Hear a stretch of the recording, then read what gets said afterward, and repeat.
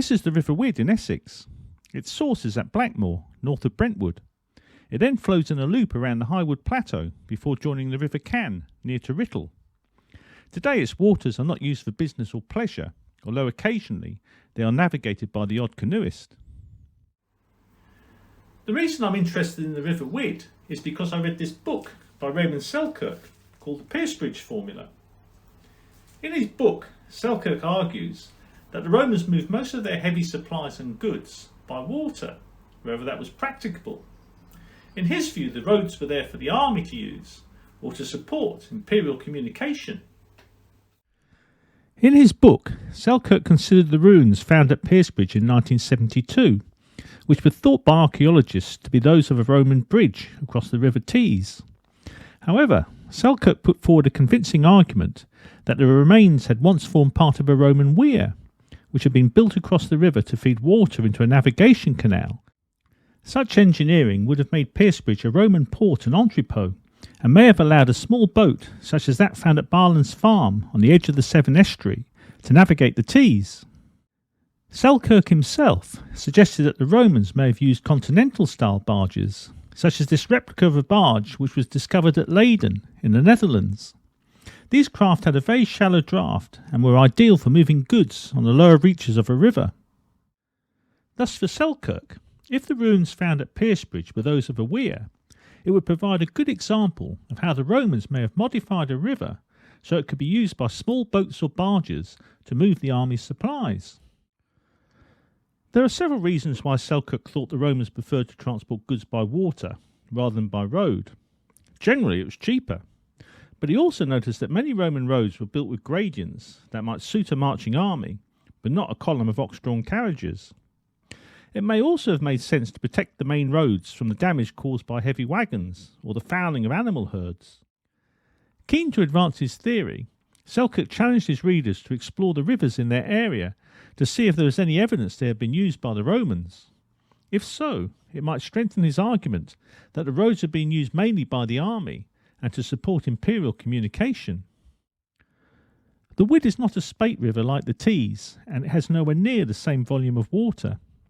Here you can see it in the summer, as it flows beneath the bridge at Mount Nessing.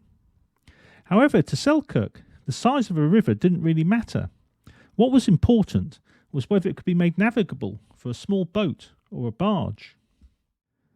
There is no evidence that the Romans built forts alongside the Wid. However, the surrounding landscape may have been exploited to provide supplies, either for the army or for nearby settlements such as those at Chelmsford or London. Within this context, it is important to understand how the land has been worked historically, as this may give an insight into how it was used in the Roman period. We shouldn't think that the Romans exploited the land in a haphazard way. They knew exactly what it was capable of producing. Indeed, at the end of the 3rd century, they conducted a survey of the whole empire, and they used this subsequently as the basis for levying taxes in kind. These were used primarily to supply the army. All the records from the Roman period have been lost, but in the 11th century, the Domesday Book fulfilled a similar purpose to the imperial survey conducted 800 years before. As farming methods probably didn't change significantly in between, the Domesday Book may provide a useful insight into how land may have been exploited in the Roman period. The first place I'm going to visit is Blackmore. On this map drawn up by Chapman and Andre in 1777, you can see St Lawrence Church and the location of the priory. I've also marked on the map the site of the Roman villa and the location of the original settlement at Fingriff. So this pond in Blackmore is the source of the River Wid. It's a lovely little spot, and I'm just going to walk to the top of the bridge here, because if you look across the pond you can just see the overflow where the river actually starts. So this is the Church of St Lawrence in Blackmore. It was once part of an Augustinian priory. The old buildings were behind the current church, and they've long since been demolished. I've had a look in the walls, and there's bits of Roman brick and tile, and I presume that they probably came from the Roman villa, which once stood in the field behind the church. I'm just looking across the graveyard at Jericho Priory, and it's believed that it's the site of the priory house. In the medieval period, the prior would have had a place where he could entertain guests or dignitaries, and it's believed that Henry VIII used to stay here. The area around Blackmore was rich in game, and Henry was a keen hunter. It seems that he sometimes brought a lady-in-waiting with him from the court. Perhaps at Blackmore his amorous liaisons were hidden from prying eyes.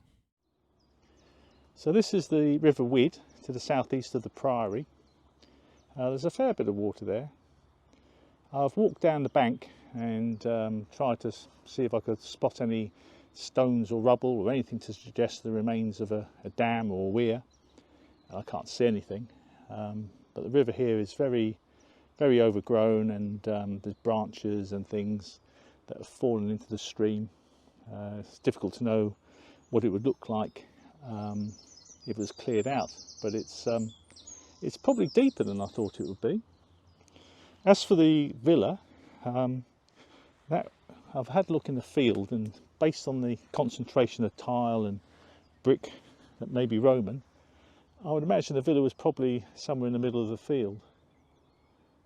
The actual back of the priory is over there. Before leaving Blackmore, I thought I'd pop up to Fingarith.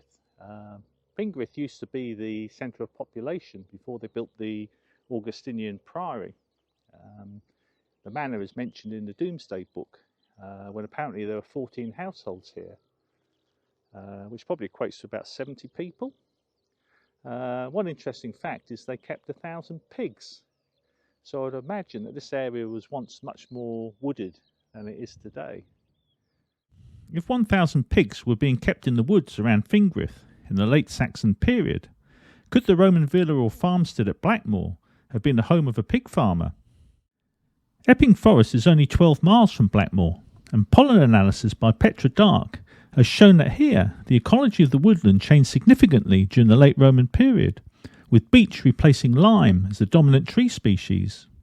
This is thought to be associated with a change in forest use, with greater grazing and timber extraction encouraging a more open landscape. Is it possible that something similar happened at Blackmore? So this is College Woods in Fryening, and it may be in a wood such as this that in Roman times they would keep pigs, and in the autumn they would feed off the acorns and beech mast that would be on the ground. I don't think they would have slaughtered the pigs at the village or the villa in Blackmore, because they would have needed a lot of salt to cure the meat. So they probably needed to deliver the pigs to somewhere else, and in Roman times they used to have a guild of swine collectors, so I'm presuming they would have gathered up the pigs from the local farms and then taken them to a place where they could be slaughtered. So although it would be tempting to think that they put the pigs onto small boats or small barges at Blackmore, I think that's probably unlikely, because the river there is too shallow. So it's more probable that they drove the pigs through the woods where there was food available for them and headed for somewhere like the Mancio at Chelmsford. So if the villa at Blackmore wasn't sending livestock down the Wid to Chelmsford or elsewhere, then was it using the Wid for any other purpose than bathing or drinking water? And I suppose you have to remember that in the Roman period they didn't just tax produce in kind, they were also public duties that local citizens were expected to undertake. So for example, the imperial authorities might demand that towns produce charcoal or timber, and it's not beyond the realms of possibility that they were actually using the Wid to float logs down the river, or indeed manufacturing charcoal in the forest, which could also have been transported down the river on a raft or a small boat. So there are possibilities in terms of how the river may have been used at Blackmore. It's an interesting hypothesis that the Romans floated logs down the River Wid, and the LiDAR image does show that in the past there were other cuts and channels which have not been dated. However, I can find no historical reference which shows that timber of any kind was conveyed from Blackmore via the River Wid during the Saxon or subsequent periods. I've walked over to the east side of the moat, and there's a sluice gate here, and behind it there's a fairly large head of water. I had thought that the moat was probably a feature of the Augustinian Priory, and that the fish ponds were there to provide fish during the winter or during Lent or on a Friday. But I'm beginning to wonder if when the population moved here from Fingrid, whether some of these water features were actually here already. And the reason I say that is because if they were cutting timber in the forest and hoping to move it to somewhere like Chelmsford, then moving it down the river would probably have been the easiest option. But to do that, they would probably have needed a head of water to sluice the logs downstream. So I've just come a little way further downstream, and you can see that the river here is probably about 6 foot wide, and that's probably the maximum length of a log that you could wash downstream, as if it was any longer it would snag on a bend in the river, and you need loggers to push it back into the stream. To gain a better insight into whether the Wid may have been used in this way, we can consider how wood was transported from the forests of southwest Essex before the modern era. For example, in the reign of Charles II, oak for the naval shipyards was felled on Lord Petrie's estate at Ingatstone, but it was conveyed by cart along the Great East Road. In this case, the trunks would have been too long and heavy to be floated in the Wid. In his diary, Samuel Pepys describes a meeting held on the 18th of August 1662 at a hostelry in Ilford. Here he was joined by Mr. Dean, a shipbuilder from Woolwich Naval Dockyard, and Mr. Cooper, who was the Navy's representative for Waltham Forest, and a Mr. Marshall, who owned several carriages for the conveyance of ship's timber. There seems to have been a concern that Marshall was not delivering the Navy's lumber on time. After the meeting, which seems to have reached a successful conclusion, Pepys and Dean visited Barking Creek, from where the logs delivered by Marshall were usually shipped to Woolwich. Ship's timber was always cut within the naval dockyard. Therefore, at Barking Creek, large logs could either be loaded onto a barge or floated in the Thames. If floated, they would have been formed into a raft, which could then be towed upriver to Woolwich. The forests of Essex didn't just produce trunks for ship's timber. Trees in places such as Waltham Forest were heavily pollarded to meet London's demand for firewood. It seems that firewood from Waltham Forest was delivered to the City of London by cart, despite the presence of rivers such as the Lee and the Roding. Perhaps the proximity of Waltham Forest to London made road transport more viable. Galloway and others have estimated that in the medieval period, transport costs and the sale price of firewood would have limited the distance for which firewood was carted to London to as little as 13.7 miles. This boundary is shown here on John Speed's 1610 map of Essex. Romford Market lay on the edge of this zone, and it was a place where merchants met to agree contracts for the supply of wood to the city. Records show that most of this timber was cut in the forests of Havering and delivered to London by road. However, some firewood and possibly building material was shipped by river from a place known as Friendus Wharf. Further east, the River Ingerbourne was also used in the 13th century to transport firewood from the demesnes of the royal manor at Havering to Westminster Palace. Legal actions in 1352 and 1356 required the tenants of lands alongside the river to keep it clear and free from obstruction. So this is the Ingerbourne Valley in Essex, and it forms the eastern boundary of what used to be the Royal Liberty of Havering.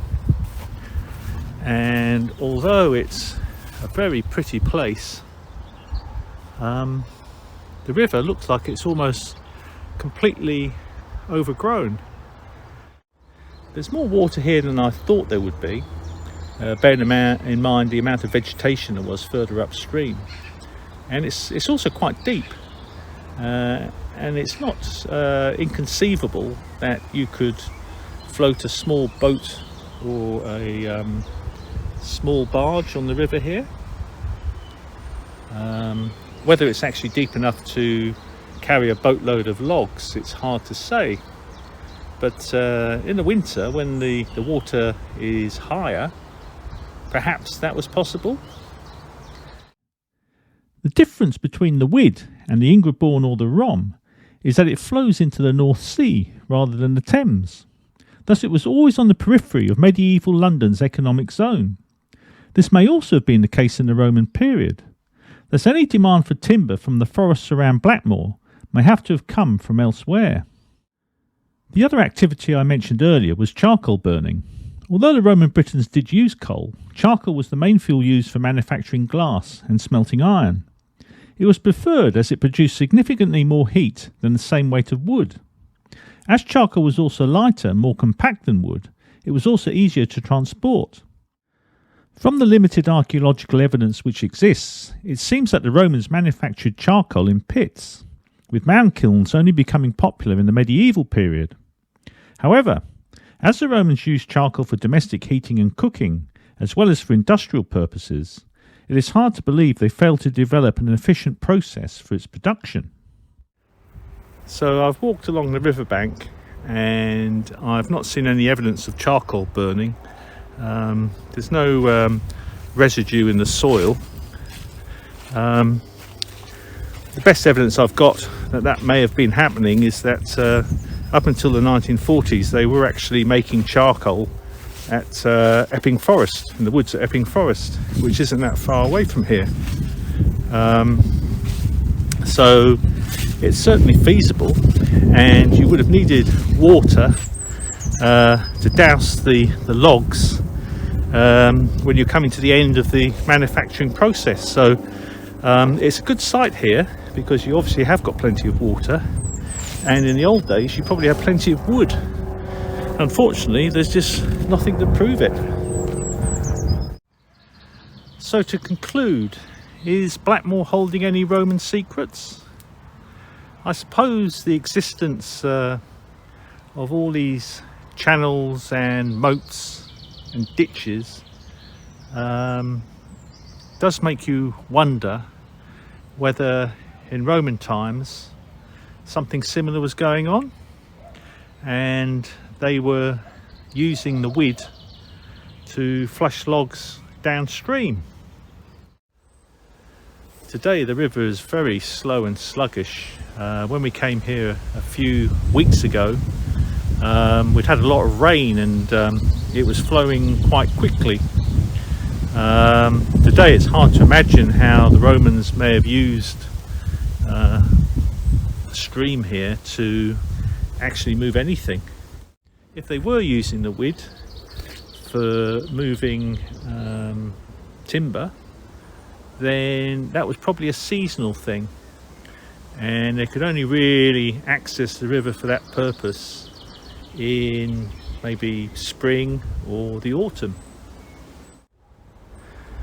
What we do know is that there was a Roman villa in this field, and what we've been unable to establish is why it was here. We've looked at the possibility of cutting timber and making charcoal, but perhaps it was just a hunting lodge. the woods and the land around here may have been too inaccessible to be worth exploiting, and like in medieval times, the Roman ruling class may have come here to hunt, and other than a few pigs grubbing around in the forest, there may have been little going on here.